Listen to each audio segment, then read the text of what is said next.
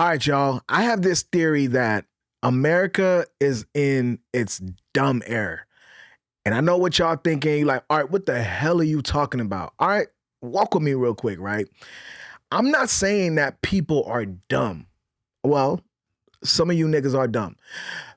All I'm saying is political figures are making being dumb a political strategy. Now, it all starts with how Trump and his folks are treating schools, colleges, and even public media. Let's start with Trump beef with Harvard because he's cutting off billions in funding and even threatening its tax exempt status. And why? Because he thinks it's too woke, too many protests, too much critical thinking. This isn't about anti-Semitism. I don't even know how to pronounce that word. I don't even know what it means. I'm sure I could Google it, which I will after this. But this isn't about that like he claims. This is about punishing a school for ideas he don't like. That's not leadership. That's control. Yes.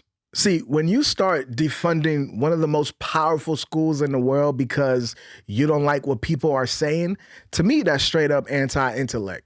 Not only is he beefing with one of the most powerful schools in the world, he didn't just stop there. Trump froze money going into HBCUs and even, from my understanding, Hispanic serving colleges.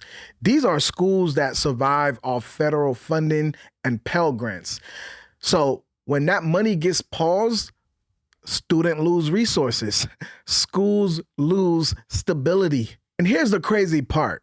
Even after some of the freezes were lifted, the damages was already done. That's like, I want you to imagine this. That's like somebody choking you out and saying, my bad, after you gasp for air. Actually, I want you to actually picture this in mind. That's like Mace's first experience with Sean Combs. No, not the way that you're thinking. Let's hear the clip. Yes, thank you, Mace. Nobody wants to hear my bad. You know why? Because the harm is still there. But it didn't stop there because Trump didn't just go after schools. He also tried to defund NPR and PBS. Why? Because they don't kiss his ass. So let's be real. Education, media, public broadcasting, all the institutions built to give us information and critical thought are all being targeted. Well, you might be asking yourself, Art, why does this matter? Well, to me, this isn't random. This is a playbook. When you make smart people look like the enemy, you control the narrative. Simple. Hear me out. It's easier to sell lies when you've made the truth look elitist. It's easier to push nonsense when you've convinced people that universities, scientists, and journalists are all against them. That's how anti-intellect works. It's not just we don't like Harvard or cut PBS. It's we don't like people who think too much. So here's where it's gonna hit Gen Z, millennials, and the younger crowds. We are inheriting a world where education is seen as the enemy. When leaders undercut Harvard, HBCUs, and NPR, what they're really saying is, we don't want you to think critically. We want you to follow blindly. And if you're cool with that, I mean, that's cool. By all means, do your thing, Playboy. But history shows where that road leads,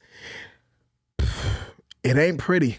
I'm gonna just keep it a buck. It's not pretty at all. So yeah, call it what it is.